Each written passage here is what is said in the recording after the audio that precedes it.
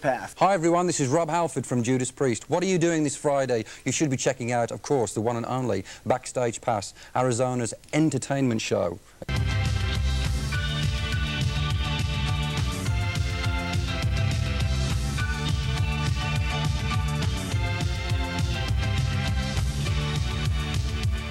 Good evening and welcome to Backstage Pass. We're Arizona's only entertainment variety show. My name's Joel Samuel and I'm your host. We've got a great show in store for you tonight. And with us, after not having him on the show for 4 years, is Rob Halford, lead singer for Judas Priest.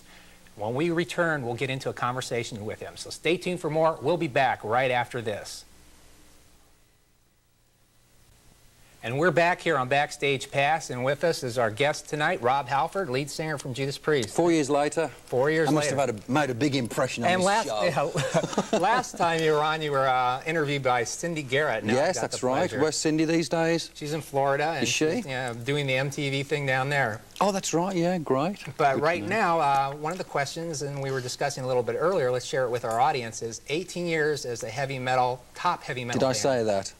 Is it 18 years? He doesn't say, look at this. Where's the wrinkles? There are none. I mean, that's I haven't good taken living, out every right? 12 weeks. Well, yeah, I guess a lot of it is something to do with that, yeah. Obviously, you know the stories about rock and roll, and you either make a decision let's share some of them for the audience. Have you ever told anything on a radio or television talk show that... could you tell us something that you haven't said on another talk show? You want an exclusive? Yeah, an exclusive, something unique. You've put me on the spot, and maybe we can come back and think about that, because I don't recall anything immediately. I have to get vibed up for these sensational stories. Well, nothing immediately comes to mind, but if I think of one, you'll be the first to know. Okay, 18 years as the top heavy metal band. Do you really love heavy metal music, or do you like listen to jazz or new age when you're at home alone? Well, I'll get to answer the first part of your question. I think the fact that we have been around for so long is the immediate answer to that, of course, is that we do love this music so much with a passion that it still means as much to me and to everyone else in the band now as it did all those years ago. And I think that's one of the great commitments about this style of music, you know, the attachment that you get drawn towards right from the early days is something that never leaves you. So it's an ongoing thing, and we have been together for so many years, and I think that's more than the proof to show just how much we still feel for what we do.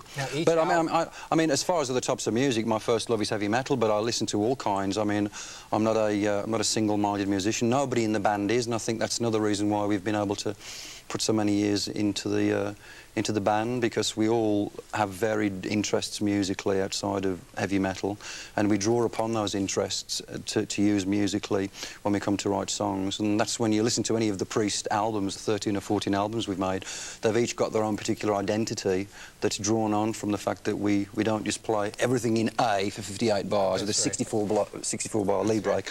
It's a lot of hard work for those people that don't know anything about heavy metal. It's not just going in there and making a noise, folks.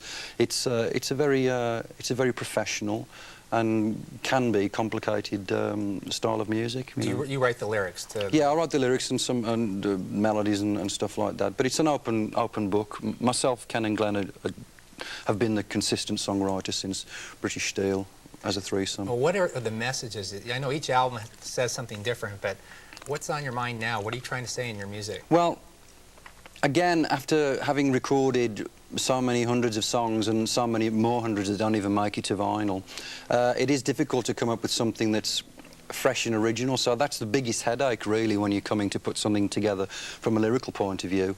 It's bad enough musically, but at least you have got a bit more flexibility there. But when it comes to the words, because words are very important, it depends. We address a lot of different issues. We try not to be a politically motivated kind of band with what we sing about, but we touch on various areas, some sensitive, nothing too sensational or outrageous, because we've never been that kind of group. You don't do the love songs specifically. You never know. You never know. I mean, you could see me in Vegas yet, folks. No, I think we just try and come up with as many new things as we possibly can, and it just takes a lot of hard work and a lot of thought and time and effort to do it. But we still do it, you know. Now, you're originally from England, obviously. Yeah. Do you maintain a home there? Yes, I maintain a home in England, and of course, as you know, and most people in the Phoenix area know, I live here in PV. I have done for a number of years now. Why did you pick Arizona? Well, the quick story to this is that when I first came to Phoenix in '79, I think it was, it just blew me away because here was the cactus and the cowboys and the Indians, and I grew up with that as a kid in England, you know, watching the kind of Hopalong Cassidy. Yeah. There's showing my age tonight, folks. Well, but I guess that kind of too. stuff, and to actually get off the bus and see it, it just freaked me out. And this is the most wonderful place in the world. I mean, it's still got that pioneering spirit about it here in the southwest. There's a lot of energy and a lot of excitement, people pushing forward in all different types of things, you know, electronics and the arts and a whole bunch of different worlds. So that's what I find attractive about the valley, amongst a lot of other things. It's a great place for me to come and recharge the batteries too, when I go back to my house and check out the view of the city, and it's just living here is just a wonderful thing to do, as I'm sure a lot of people that have moved to the valley feel the same way. Now, but a lot of people aren't in a super group and aren't recognized everywhere they go. Yes. So what's that like, having people constantly, you don't have much of a private life, or do you? Yes, I think, I mean, the nice thing about living here is because a lot of people do know that I live in this part of the world now, and people respect that side of it, you know. And so when I go out to the clubs, or if I'm driving around or in the street, whatever, you know, people will come up and say hi, and just I think it's a very small price to pay for what I've been given, you know. Oh, and so I welcome the opportunity to do whatever, you know, is the right thing to do when that kind of situation arises. Now, a lot of your fans are probably wondering, do you really have such an exciting life like all the rock stars? Yes, it's great, actually. It's the best job in the world. I guess you got to say that. No, right? It's wonderful, it really is. And I mean, you decide yourself how crazy you want to get. But it's there for the taking, basically, and you're either sensible about it or not. But I think, again, all the years show and go to prove that we've been more than sensible in enjoying what we do, getting the thrill of a lifetime out of it, but still, here we are, having a great time all these years later, healthy and happy, and can't beat it. Now, all the other members of the band have their own houses somewhere else? How Yes. often do you practice? Just when you Not go very into the often. studio? And on live? You'll be surprised, actually. We only get together as a band generally when we're either going to work in a studio or if we've got a tour to come up and do. We make a world tour about once every 2 years because we like to keep ourselves fresh and new and exciting. When we come into town, we like to have something new to show, some new songs to play. So outside of when we finish work, I mean, I haven't seen anybody in the band since October last year. It's like you know, I bet some people wish marriages could be like this. How often do you talk to them? Oh, gosh. Are you guys best friends, or is it business now? No, we're very good friends. It's like a family. We're like brothers, you know. But it's great that we're able to take the time away from each other and to go back to our families, whatever, and then come together to work. But it's just a very, very wonderful and lucky relationship because we're not one of these bands that's got a new singer every album or a new guitarist every third song. And I think that's another one of the qualities that people find attractive about the band, that you know it's going to be consistent, you know. You know you're going to see Rob and Ken and Glenn and Dave and Ian, and I think people like that. And let's say 20 years from now, will Judas Priest be like the Beach Boys? We could be going into the Grateful Dead syndrome here, couldn't we? I don't know. You see, the other thing about heavy metal is that I don't think there's a great deal of importance attached to the age side of it. That's right. I think because of what the music has to offer to people, the great things that it does to people emotionally and what it gives them, I don't think people take in too much of that side of it. You know, the looks and the age and so forth. So it's something that we don't really worry about. We've just said that as long as people want us to keep doing it, we'll keep doing it, and as long as, more than anything, as long as the music's good, you know, and that we're consistent, we're able to make good albums, good songs, as long as we can keep doing that, then we shall continue. So. But it's more, you're more than just a band that, you know, that plays in the club circle. Let's say it's become a business. Yeah. You're involved in many different businesses. Oh, you have to be aware of that, yeah. I mean, and it's a big business. Yes, and there's a lot of crooks in rock and roll. There's a lot of crooks in a lot of areas.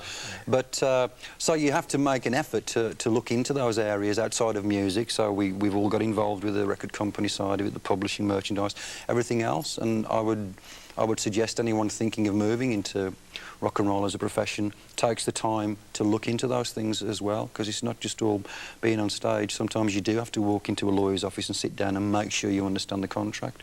It's important stuff.